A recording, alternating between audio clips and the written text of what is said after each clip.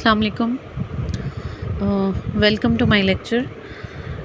अच्छा, चैप्टर 3 हम कंटिन्यू करते हैं, exploring inequalities.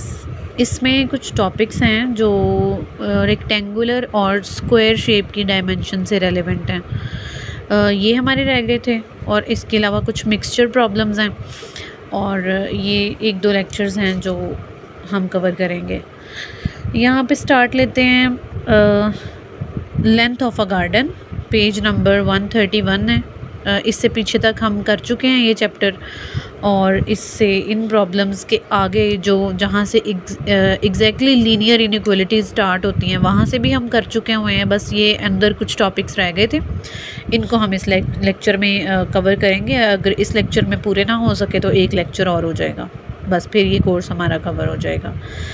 Length of a garden है, इसमें जितने भी प्रॉब्लम्स आज हमने करने हैं उन सब में यही है कि या कोई रेक्टेंगुलर शेप होगा या कोई स्क्वायर शेप होगा, उसमें डिफरेंट कुछ डायमेंशंस दी होंगी और कुछ हमें नहीं पता होंगी, वो हमने फाइंड करनी होंगी।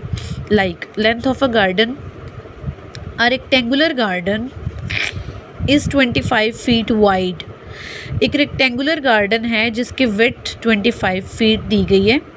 If it's area is 1125 feet square, अगर उसका एरिया 1125 स्क्वायर फीट हो, what is the length of the garden, तो गार्डन की लेंथ क्या होगी। 1125 स्क्वायर फीट एरिया और विड्थ दे दी गई है, लेंथ पूछी गई है। इसी टाइप के ये सारे प्रॉब्लम्स हैं जो आज हमने डिस्कस करने हैं। कहीं कहीं पे लेंथ दे दी जाएगी, विड्थ पूछी जाएगी और कहीं पे हमें पेरीमीटर इन्वॉल्व करना होगा, कहीं पे एरिया इन्वॉल्व करना होगा। तो बस इसी तरह से कोई ना कोई एक डायमेंशन हमें फाइंड करनी होगी।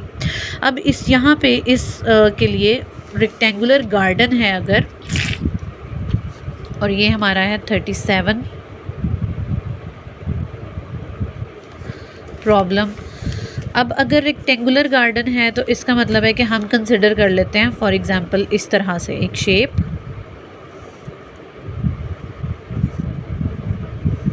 ये एक रेक्टेंगुलर शेप हो गई हमारे पास, लेट्स से यही गार्डन है, ठीक है।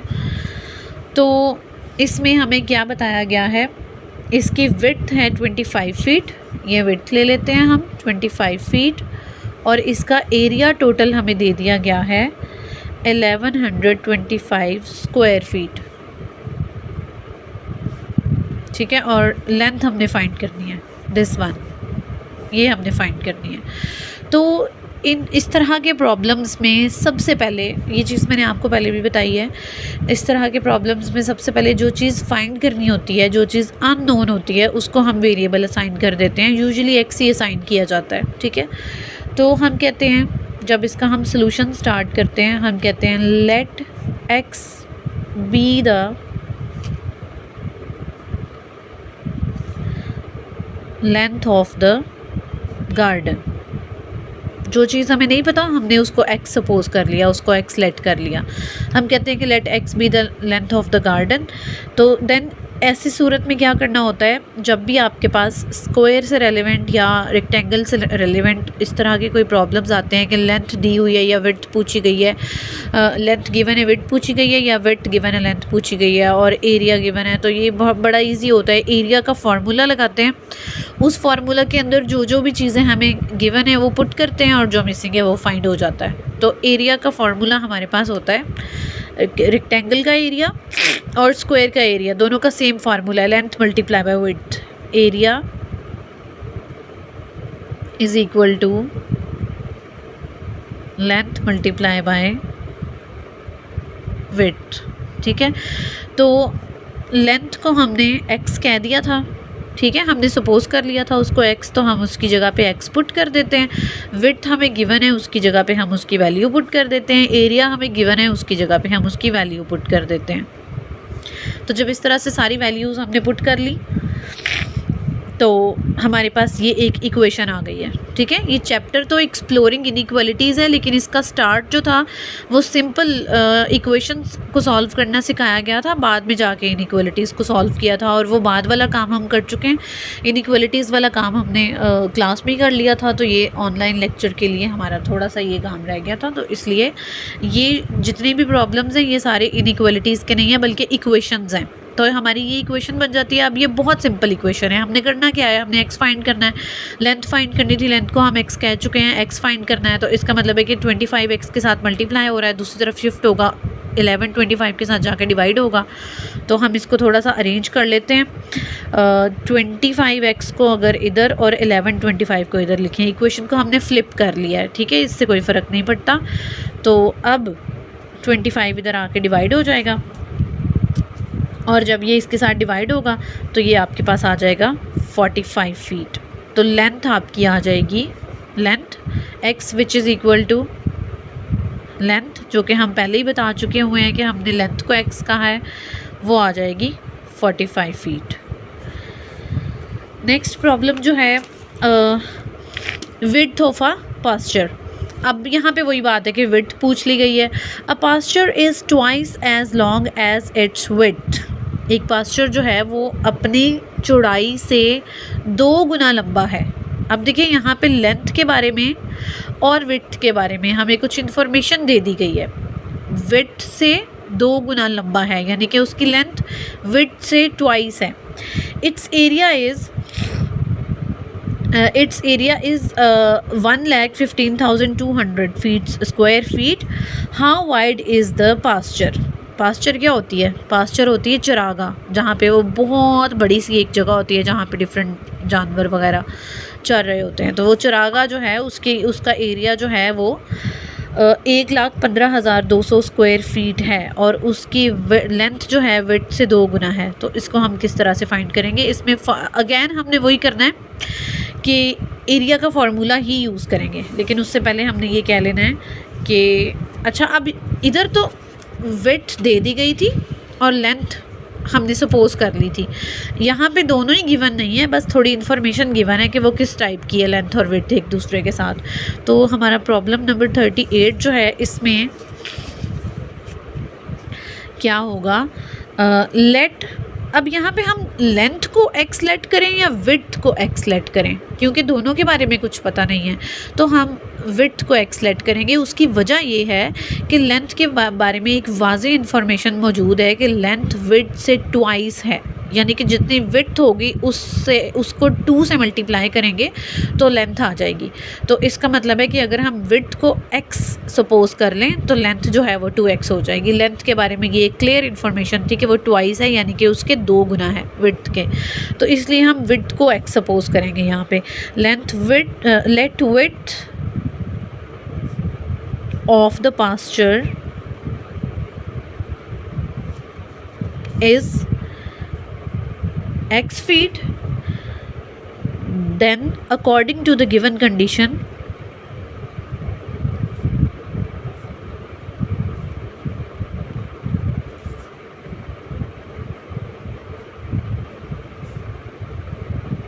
the length will be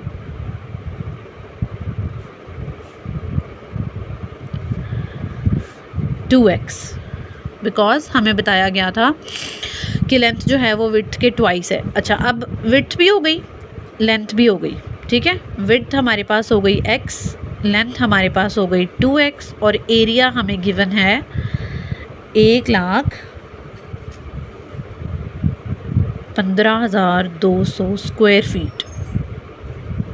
अब सिंपली हमने वही काम करना है, एरिया का फार्मूला पुट करेंगे, वैल्यूज़ पुट करेंगे और उसको सॉल्व कर लेंगे। तो एरिया हमारे पास A is equal to length multiply by width. Area की वैल्यू पुट करेंगे, लेंथ हमारे पास 2x थी, विड्थ हमारे पास x थी, ठीक है। तो this will become 2x square.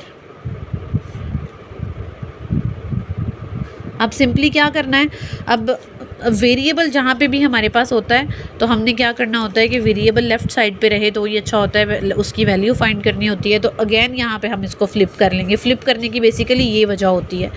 तो हम अपनी इक्वेशन को फ्लिप कर लेते हैं। 2x स्क्वायर और 1,15,200, x स्क्वायर इधर ही रहेगा, 2 इस तरफ आके डिवाइड हो जाएगा।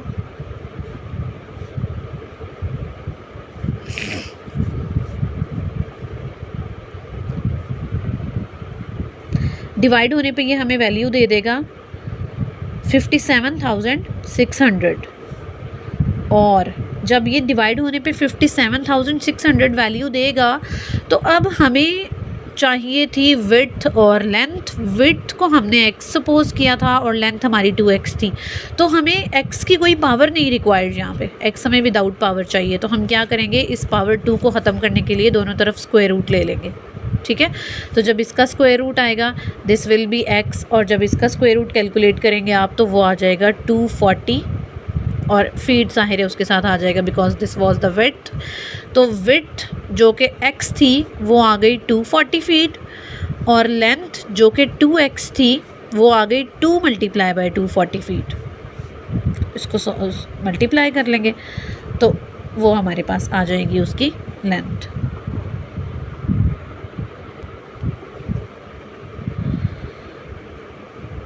$480 is the length feet.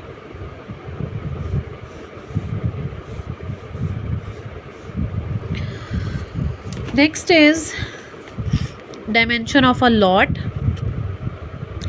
A half-acre building lot is 5 times as long as its width.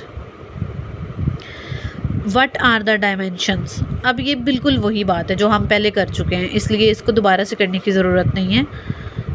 बल्कि सॉरी, ये मैं मिस कर गई हूँ, 39 को मिस कर दिया। 39 को मैं बाद में करवाती हूँ क्योंकि वो एक बाकायदा करने वाला प्रॉब्लम है। इसी को देख लेते हैं क्योंकि ये इससे रेलेवेंट है जो हमने पास्चर वाला अभी किया है, तो इसलिए इसको करवाने की ज़रूरत नहीं है, ये बिल्कुल उसके जैसा है। तो जो सिमिलर है वो मैं नहीं करवाऊँगी, वो आप खुद करेंगे। A half acre building lot is 5 times as long as its width. अब यहाँ पे उसकी लेंथ विड्थ के 5 टाइम्स है। फ़र्क सिर्फ इतना है कि यहाँ पे लेंथ 2 टाइम्स थी, यहाँ पे लेंथ 2 टाइम्स थी, तो हमने विड्थ को x सपोज करके लेंथ को 2x लिख लिया था। और जो 40 प्रॉब्लम है, प्रॉब्लम नंबर 40, वहाँ पे लेंथ जो है वो 5 टाइम्स है, तो विड्थ को x सपोज करके लेंथ को 5x कर लेंगे, बस बाकी सारी चीज़ वही है। और व्हाट आर द डायमेंशंस, यानी कि लेंथ और विड्थ क्या हैं और एरिया उसका दे दिया गया है हमें, और उसको हमने बस वैल्यूज़ पुट करनी है, उसका फार्मूला लिखेंगे और वैल्यूज़ पुट करेंगे और सॉल्व कर लेंगे, ठीक है।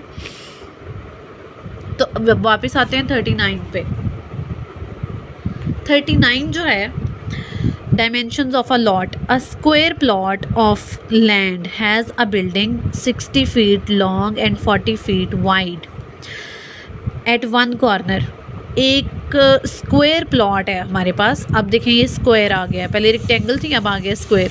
स्क्वायर प्लॉट है और उस प्लॉट के एक कॉर्नर में एक बिल्डिंग है जो कि 60 फीट लॉन्ग है और 40 फीट वाइड है। अब यहाँ पे बिल्डिंग की लेंथ और विड्थ दोनों दे दी गई हैं। The rest of the land outside of the building forms a parking lot. अब बाकी जितना भी एरिया था इसको देखें, ये हमारा स्क्वायर प्लॉट था, ये स्क्वायर प्लॉट था, इसके एक कॉर्नर में 60 फीट लॉन्ग और 40 फीट वाइड बिल्डिंग थी और इसका रेस्ट ऑफ द एरिया सारा का सारा पार्किंग लॉट था, ठीक है।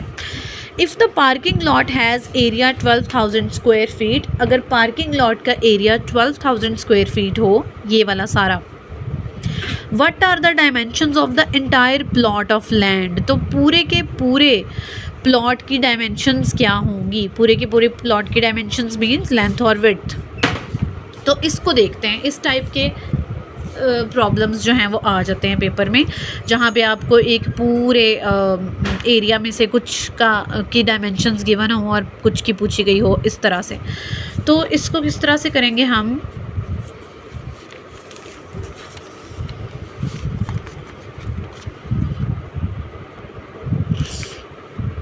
ये है 39 प्रॉब्लम नंबर, आर्टिकल नंबर, और इसमें हमारे पास ये है स्क्वायर, ये एक स्क्वायर लॉट है, स्क्वायर प्लॉट है। इसमें हमें जो दिया गया है, फॉर एग्ज़ाम्पल ये कॉर्नर पे एक बिल्डिंग थी जिसकी लेंथ 60 मीटर्स थी और विड्थ उसकी 40 फीट थी, ना मीटर्स नहीं फीट में दिया गया है। अच्छा, अब हमसे पूछा क्या गया है, डायमेंशंस ऑफ द प्लॉट पूछा गया है, और क्योंकि ये स्क्वायर था तो इसकी चारों की चारों साइड्स इक्वल होंगी, तो हम यूजुअली यही करते हैं कि स्क्वायर में हम उसके चारों जो हैं डायमेंशंस उनको हम एक्स कह लेते हैं, क्योंकि चारों सेम होती हैं, लेंथ जितनी लेंथ है उतनी विड्थ है। अब फाइंड हमने करनी है स्क्वायर की डायमेंशंस पूरी की पूरी, जबकि हमें एक कॉर्नर में एक थोड़ी सी इन्फॉर्मेशन गिवन है, और इसके अलावा हमें ये गिवन है कि जो पार्किंग लॉट था, रेस्ट ऑफ द एरिया, ये कॉर्नर में बिल्डिंग थी, और रेस्ट ऑफ द एरिया जो पार्किंग लॉट था उसका एरिया था 2000 स्क्वायर फीट। ठीक है, तो अब हमने क्या करना है, हमने लेना एरिया का ही फार्मूला है टोटल, लेकिन वो एरिया आएगा कैसे उसको ज़रा इसको गौर से समझ लें। हमारे पास जो है total area of the plot, हम यहाँ पे पहले कह लेते हैं late length and width of the square plot is x, so the area of the plot will be, area क्या हो जाएगा, area is equals to length multiply by width. Okay, length भी x है, टोटल प्लॉट के area की बात हो रही है, ठीक है, लेंथ भी x है, विड्थ भी x है, तो x मल्टीप्लाई बाय x, ये वाली साइड तो इस तरह से आ गई। अब इधर हमने क्या करना है, इसको हम लिख देते हैं यूं। अच्छा, अब इस तरफ यूजुअली हम क्या करते हैं, जो हमें फिगर में एरिया गिवन होता है ना, वो हम मेंशन करते हैं। ये तो बन गया एक्स स्क्वायर। अब इसको किस तरह से मेंशन करना है, इसको इस तरह से मेंशन करना है कि हमें बेसिकली ये वाला और ये वाला ऐड करने पड़ेंगे, इन दोनों को प्लस करके टोटल एरिया आएगा ना। तो पार्किंग लॉट का एरिया हमें पता है वो है 12,000 फीट, और ये एरिया कितना है, ये है एक रेक्टेंगुलर शेप, ठीक है, एक रेक्टेंगुलर बिल्डिंग थी स्क्वायर प्लॉट के अंदर। कैसे पता चला रेक्टेंगुलर थी, क्योंकि हमें लेंथ 60 फीट गिवन है और विड्थ 40 फीट गिवन है, तो ऑब्वियसली दिस इज़ रेक्टेंगल। अब इसका एरिया हम कितना होता है, इस इतनी बिल्डिंग का एरिया कितना होगा, लेंथ मल्टीप्लाई बाय विड्थ, तो वो एरिया प्लस ये पार्किंग लॉट वाला सारा, तो इन दो एरियाज़ को जब ऐड करेंगे तो पूरे स्क्वायर प्लॉट का टोटल एरिया आ जाएगा।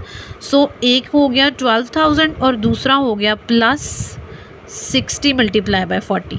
जो रेक्टेंगुलर एक अंदर पार्ट था उसका फिर से लेंथ मल्टीप्लाई बाय विड्थ, इसका प्लस इसका, तो इन दोनों को प्लस करेंगे तो हमारा टोटल एरिया आ जाएगा स्क्वायर प्लॉट का। तो this plus this is equal to, ये हमने लेंथ मल्टीप्लाई बाय विड्थ की फॉर्म में लिख लिया हुआ था, अब ये हमारे पास आ जाएगा 12,000 प्लस 2,400, जब हम इसको ऐड करेंगे तो ये आ जाएगा 14,400।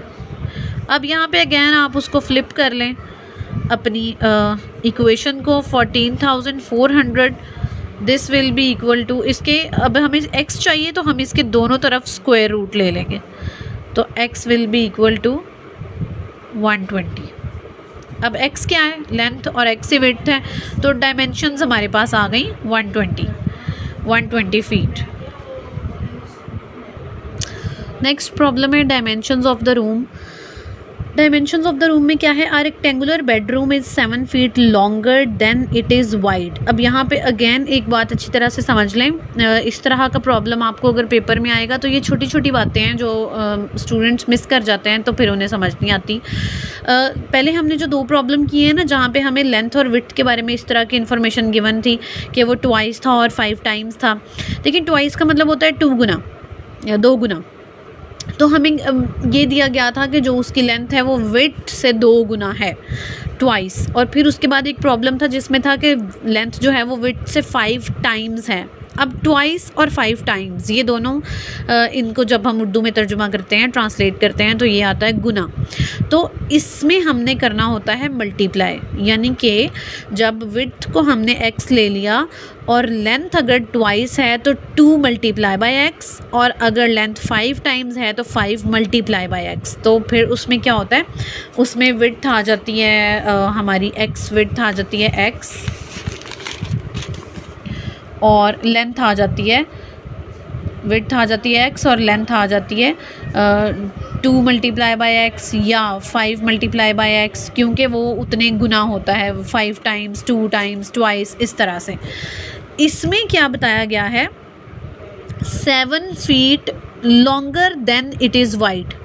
7 feet longer than it is wide का मतलब है कि जितनी उस कमरे की चौड़ाई है उससे 7 फुट उसकी लंबाई है। उससे 7 फुट का मतलब ये है कि अब आपने 7 के साथ उसको मल्टीप्लाई नहीं कर देना, 7 टाइम्स नहीं कहा, 7 फीट लॉन्गर देन कहा है। 7 फीट लॉन्गर देन का मतलब होता है कि उसकी, ये THAN देन है, इसका मतलब होता है कि हम किसी चीज़ को किसी चीज़ के साथ जब कंपेयर करते हैं कि ये उसकी निस्बत इतना है। तो अब यहाँ पे जब हमने विड्थ x लेनी है ना, तो लेंथ 7 प्लस x लेनी है। 7 फीट लॉन्गर देन विड्थ का मतलब है कि टाइम्स नहीं है, यहाँ मल्टीप्लाई नहीं करना बल्कि ऐड करना है, लॉन्गर देन, यानी कि लेंथ विड्थ की निस्बत 7 फीट ज़्यादा है। तो फिर इसमें किस तरह से सपोज करना है, इसमें हमने कह लेना है late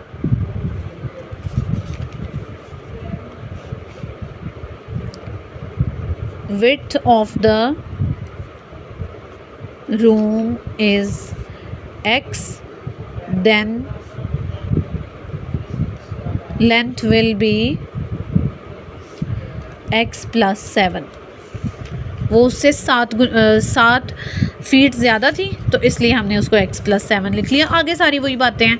it's area is 228 square feet, what is the width of the room, width कितनी होगी, तो वही हमने एरिया जो है वो हमें दिया गया है 228। क्विकली इसको करेंगे, area is equals to length multiply by width, length is x plus 7 and width is, this is cross, width is x और एरिया 228 फीट दिया गया है। बस इसको सॉल्व करेंगे तो x की वैल्यू फाइंड कर लेंगे, मल्टीप्लाई करेंगे x square plus 7x 228, this will become a quadratic equation in x। तो इस 228 को भी इस तरफ शिफ्ट कर लेंगे, यहाँ पे 0 रह जाएगा, x square plus 7x minus 228, flip कर लें, x square plus 7x minus 228 is equal to 0। ये एक क्वाड्रेटिक इक्वेशन इन x आ चुकी है। आपने क्या करना है, क्वाड्रेटिक इक्वेशन को सॉल्व करने के 3 तरीके होते हैं। यूजुअली हम यहाँ पे फैक्टराइज ही करते हैं, इसको फैक्टराइज कर लें। जब आप इसके फैक्टर्स बना लेंगे तो ये आ जाएगा x माइनस 12 और x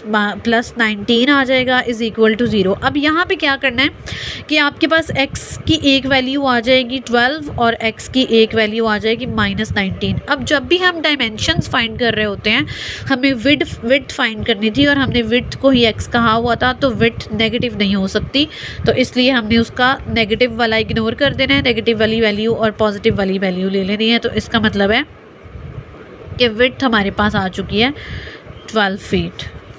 ठीक है, नेक्स्ट प्रॉब्लम देखते हैं, dimensions of a garden. Dimensions of a garden. A farmer has a rectangular garden plot surrounded by 200 feet of fence. Find the length and width of the garden if its area is 2400. अब यहाँ पे ना एक नई चीज़ introduce होने जा रही है, उसको कहते हैं पेरीमीटर। पेरीमीटर क्या चीज़ होती है, पहले आपको वो बता देती हूँ। एक दफ़ा इसकी स्टेटमेंट को दोबारा से देखते हैं, क्योंकि यहाँ पे हमें लेंथ और विड्थ दोनों के बारे में किसी किस्म की कोई इन्फॉर्मेशन नहीं दी गई, दोनों ही पूछे गए हैं। Find the length and width. ठीक है, तो a farmer has a rectangular garden plot, एक फार्मर के पास एक रेक्टेंगुलर गार्डन प्लॉट है। This is 43। Rectangular garden plot किस तरह का होगा, लेट्स से ये है रेक्टेंगुलर गार्डन। अब हमें दी गई है उसके बारे में ये बात बताई गई है, it is surrounded by 200 feet of fence क्या होती है, जो बाड़ लगाई गई होती है, फार्मर्स ने जो अपने खेतों के इर्द गिर्द बाड़ लगाई हुई होती है। 200 फीट ऑफ फेंस उसके इर्द गिर्द लगी हुई है। तो पेरीमीटर इन्वॉल्व होगी। इसमें पेरीमीटर क्या चीज़ होती है, जब भी हमें कोई भी साइडेड फिगर गिवन होती है, 4 साइडेड, 2 साइडेड, 3 साइडेड फिगर्स जो होती हैं, 3 sided, 4 sided like 3 sided like triangle, 4 sided like square और रेक्टेंगल, तो पेरीमीटर होती है उसकी जितनी भी साइड्स होती हैं उन सबको प्लस कर लेते हैं। यहाँ पे पेरीमीटर की ज़रूरत क्यों पड़ गई, क्योंकि हमें फेंस बता दी गई है वो कितनी लगी हुई है, वो 200 फीट लगी हुई है। तो फेंस चारों तरफ लगी होती है, चारों तरफ का मतलब है कि हमें उसकी चारों साइड्स पे जो फेंस लगी हुई है उसकी लंबाई बता दी गई है। और जब इस टाइप की चीज़ बताई गई हो तो हम उसमें पेरीमीटर इन्वॉल्व करते हैं। पेरीमीटर क्या होती है, दोनों लेंथ्स प्लस दोनों विड्थ्स, यानी कि उस फिगर में जितनी भी साइड्स हैं उन सबको प्लस कर लिया जाता है, तो पेरीमीटर आती है।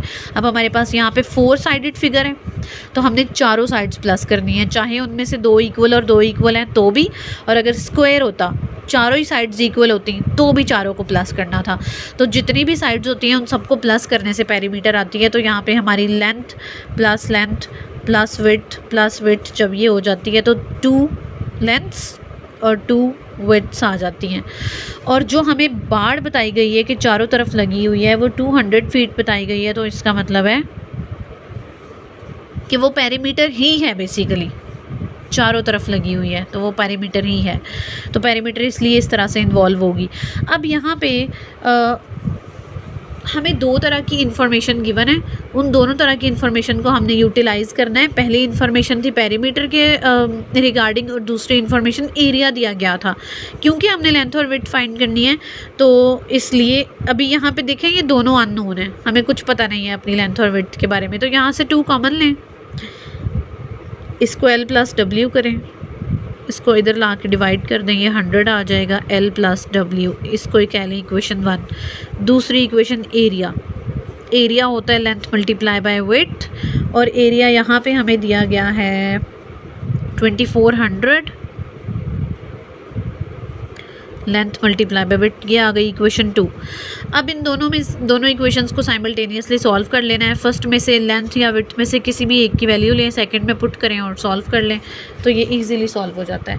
तो हम यहाँ पे ले लेते हैं लेंथ की value 100 minus width,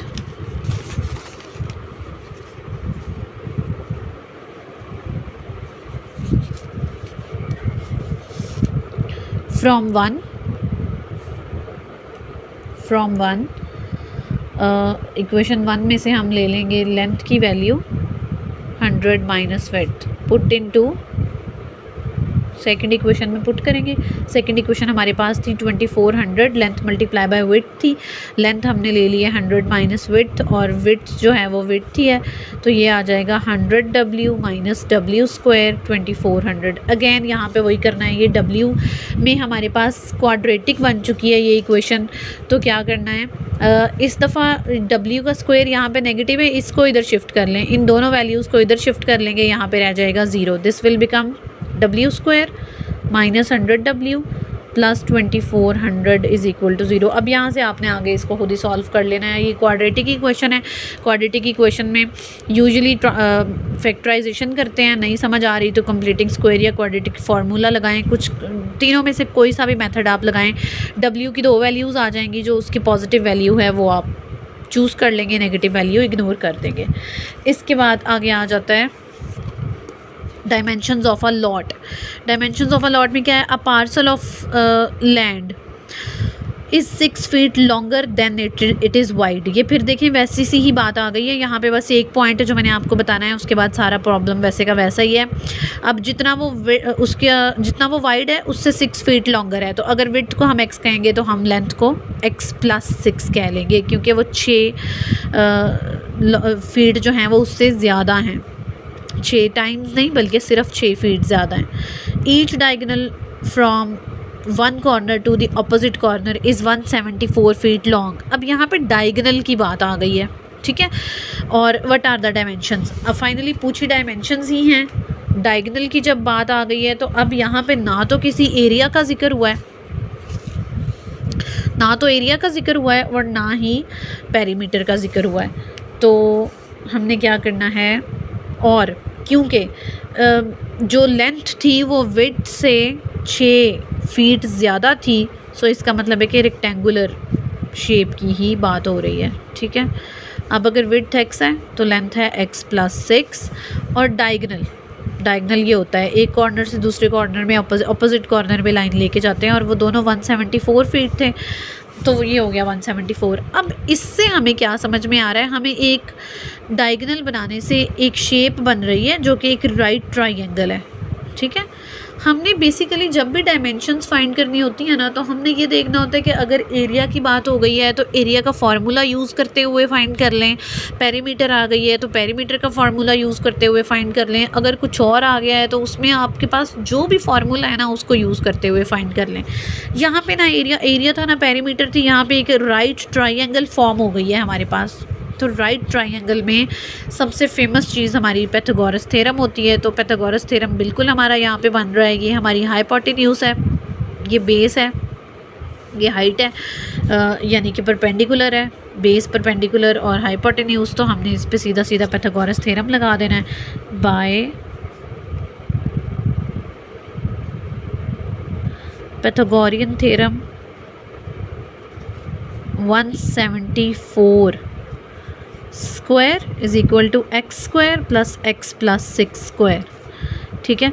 x square ये वाला, इसका स्क्वायर ओपन कर लें, x square plus 36 plus 12x और 174 का जब आप स्क्वायर करेंगे तो ये आपके पास आ जाएगा 30,276 और ये बन जाएगा आपके पास 2x square plus 12x plus 36, इसको भी उठा के इधर ले आए, माइनस 30,276, इधर ज़ीरो आ गया। अब आपने सिंपली क्या करना है, 2x स्क्वायर प्लस 12x इसको सॉल्व कर लें।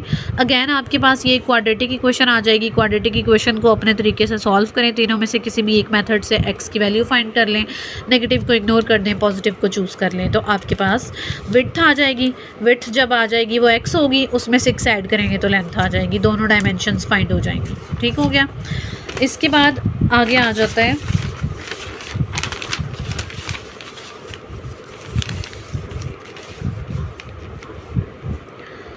नेक्स्ट प्रॉब्लम भी इसी तरह की है, वो आपने खुद कर लेनी है। उसमें भी डायगोनल है और राइट ट्राइंगल बनेगी, पाइथागोरस थ्योरम लगेगा। नेक्स्ट जो है ये काफ़ी इंपॉर्टेंट है दोनों, बल्कि तीनों, ठीक है।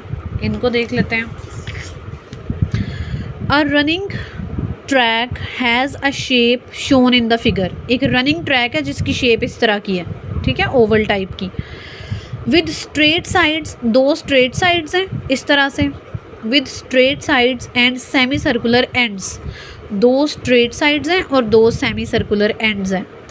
If the length of the track is 440 yards, पूरे ट्रैक की लेंथ बताई गई है, ये सारी 440 यार्ड्स बताई गई है पूरे ट्रैक की length. And two straight parts are each 110 yard, straight parts की अलहदा से बता दी गई है, ठीक है। पूरे की पहले बताई, फिर स्ट्रेट पाथ की अलहदा से भी बता दी। What is the radius of the semicircular parts. अब ये जो सेमी सर्कुलर पार्ट्स थे इनका रेडियस हमने फाइंड करना है, ठीक है। तो वो देखें अब हम कैसे फाइंड करेंगे।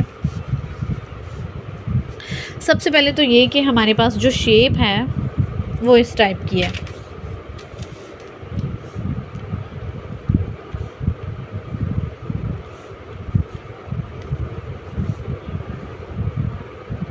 इस टाइप की। टोटल हमें जो लेंथ दी गई है वो है 440, ठीक है।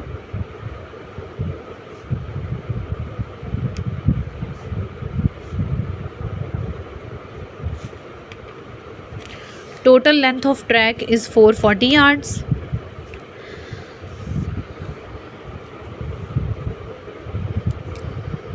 और स्ट्रेट पाथ का जो है वो लेंथ कितनी है, length of straight path is 110 yard है। अब देखें टोटल सरकमफेरेंस कितनी होगी, सरकमफेरेंस ऑफ 2 हाफ सर्कल्स। देखिए सरकमफेरेंस क्या होती है, हमें जब भी किसी सर्कुलर शेप की लेंथ फाइंड करनी होती है ना, तो हमेशा उसमें सरकमफेरेंस इन्वॉल्व होती है। क्या होती है सरकमफेरेंस? आपके पास एक सर्कल है, for example this is a circle. इस सर्कल की ये जो बाउंड्री लाइन है ये सरकमफेरेंस है। तो जब भी आपको सर्कल या सेमी सर्कल में से किसी की लेंथ फाइंड करनी हो तो आपने सरकमफेरेंस को अंदर इन्वॉल्व करना है। और सरकमफेरेंस क्या होती है? सरकमफेरेंस को हमेशा हम सी के साथ शो करते हैं और वो एक ख़ास वैल्यू होती है 2πr। सरकमफेरेंस हमेशा सर्कल की ये होती है। अब हमने क्या करनी है, हमने दोनों हाफ सर्कल्स की सरकमफेरेंस लेनी है जो हमारी शेप में गिवन है, ठीक है। तो हम कहेंगे total circumference of 2 half circles is total circumference of 2 circles is 2 half circles is, अच्छा जी, टोटल लेंथ 440 थी। 440 में से स्ट्रेट पाथ्स निकाल देने हैं तो सेमी सर्कल आ जाने हैं, ठीक है।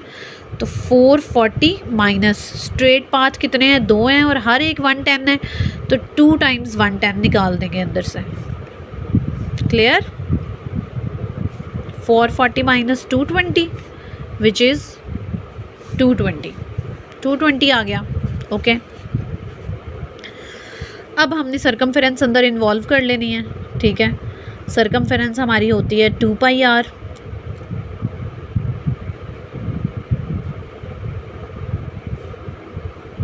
ये हमारे पास आ चुकी है 220, इसकी जगह पे 220 पुट कर देंगे।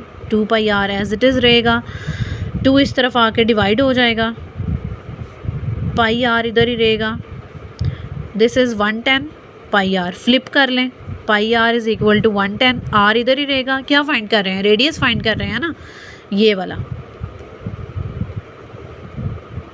यहाँ से इतना रेडियस क्या होगा? सेंटर से बाउंड्री लाइन तक। तो रेडियस कहाँ से आना है? 2πr के फॉर्मूले में r इन्वॉल्व हो रहा है ना, तो वहाँ से r की वैल्यू फाइंड करेंगे तो रेडियस आ जाएगा 110 डिवाइडेड बाई पाई।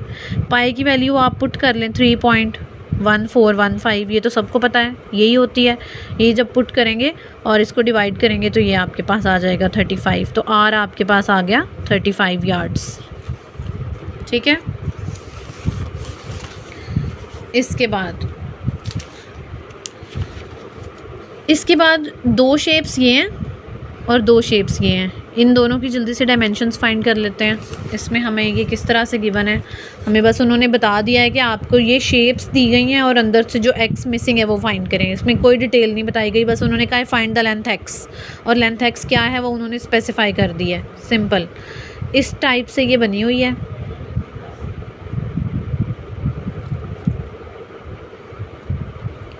ऐसी बनी हुई है ये, ठीक है। अच्छा, अब हमें ये x और ये x ये दोनों सेम है वैसे, ठीक है, ये फाइंड करना है। और दिया क्या है? ये दी गई है 6 सेंटीमीटर, ये दी गई है 10 सेंटीमीटर, और टोटल एरिया, ये सारा जो एरिया है ना ये दिया गया है। Total area is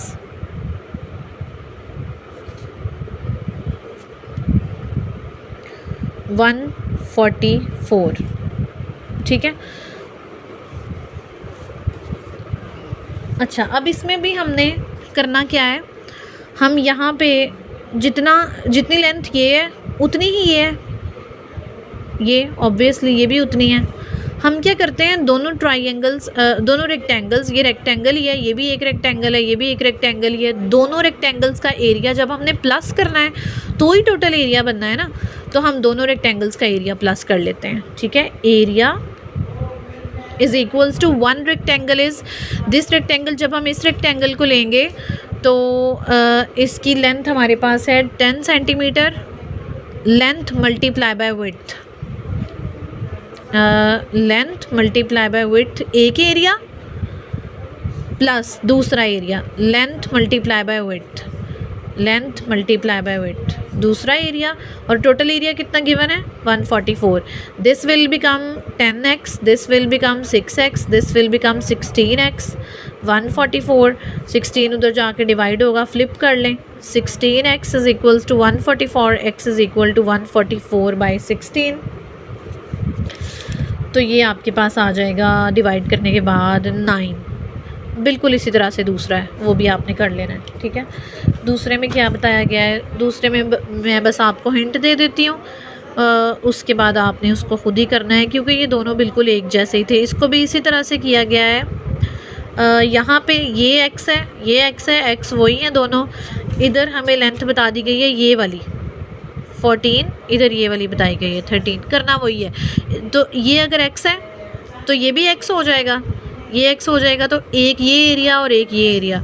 total area दिया गया है, टोटल एरिया यहाँ पे 160 दिया गया है. जब हमने एरिया लिखना है इसको प्लस करना है. तो अच्छा, यहाँ पे एक और चीज़ इंपॉर्टेंट हो जाएगी, वो ये कि यहाँ पे तो ये दिया गया था ना, तो लेंथ मल्टीप्लाई बाय विड्थ कर लिया था. इधर लेंथ क्या होगी, इतनी 14 है और ये साथ ऐड करनी होगी 14 + x. तो पहली लेंथ है 14 + x, length multiply by width. ये आ गया first area plus length multiply by width. इस तरह से बस. अब आगे आपने सारा इसको सॉल्व कर लेना है, x की वैल्यू फाइंड कर लेनी है, एरिया पुट कर लेना है, तो उसी तरह से ये भी सॉल्व हो जाएगा. इसके बाद अगली दोनों शेप्स देख लेते हैं. नेक्स्ट 2 शेप्स आर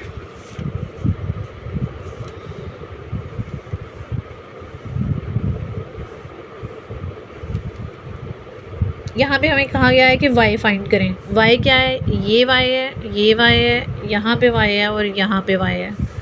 ठीक है, और बस एरिया गिवन है. Total area is 120. अच्छा, टोटल एरिया 120 है ये सारा का सारा. तो हमने क्या करना है, इस एरिया को और इस एरिया को प्लस कर लेना है. दोनों का फार्मूला हमें पता होना चाहिए. तो फार्मूला क्या होता है, ट्राइंगल का एरिया होता है half base multiply by height. तो बेस भी y है, हाइट भी y है. हाफ यानी कि 1/2 बेस मल्टीप्लाई बाय हाइट. एक एरिया आ गया, इसको मैं एक ब्रैकेट में डाल दूंगी, प्लस दूसरा एरिया, दूसरा स्क्वायर है. तो क्योंकि ये भी y है, ये भी y है, यहाँ से हमें क्लियर हो रहा है कि ये स्क्वायर है.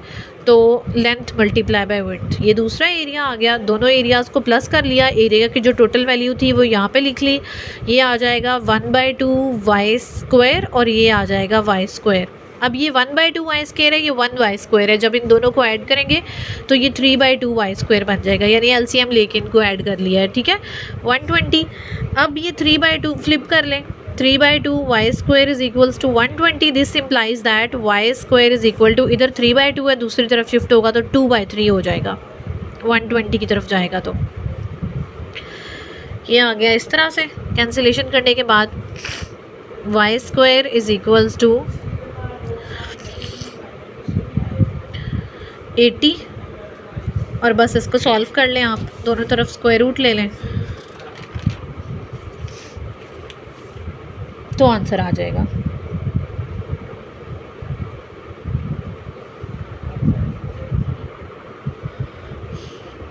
दोनों तरफ इसका स्क्वायर कैलकुलेट कर लें तो बस आपका y आ जाएगा. ठीक है, उसके बाद जो दूसरी शेप है वो कुछ इस तरह से है.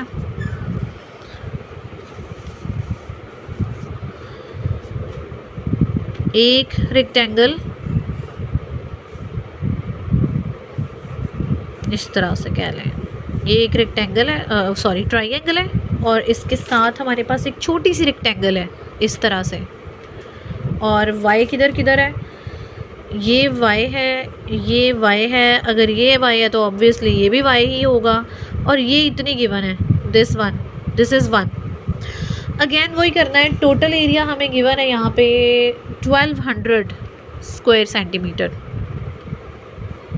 टोटल एरिया इज़ 1200 और वैसे एरिया, तो एरिया की वैल्यू जो दी हुई है सारा ये मिला के, और वैसे जो एरिया है वो 2 फिगर्स का या 2 शेप्स का एरिया प्लस हो जाएगा, जो कि पहली होगी ट्राइंगल, ये राइट ट्राइंगल.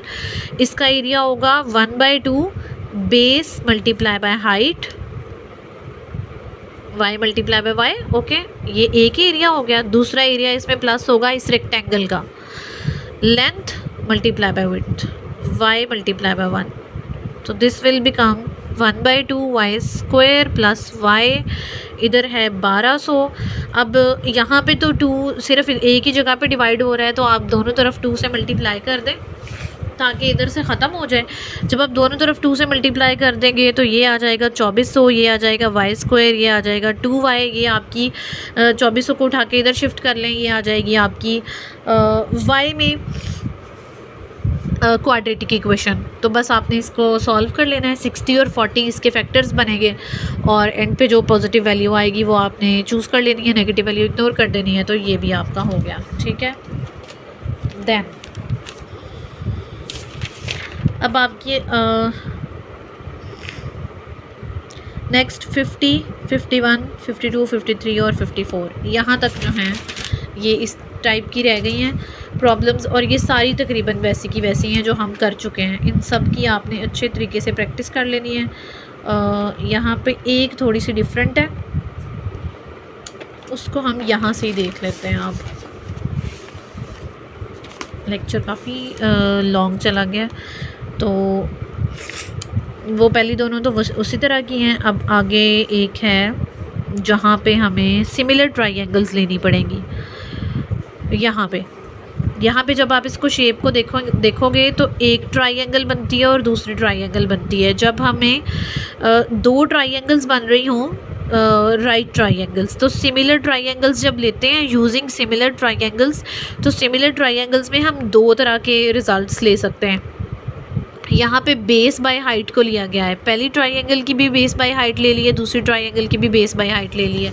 और अगले प्रॉब्लम में दोनों की सिमिलर ट्राइंगल्स को देखते हुए दोनों की ratio of base to base और हाइट टू हाइट ले ली है। वहाँ पे ली थी बेस टू हाइट, एक की भी दूसरी की भी बेस टू हाइट, और यहाँ पे बेस टू बेस और हाइट टू हाइट ले लिया। तो सिमिलर ट्रायंगल्स में दोनों तरह के रिजल्ट्स चल जाते हैं। बस ये दोनों रिजल्ट्स पुट करनी है इनमें वैल्यूज़ और इनको सॉल्व कर लेना है।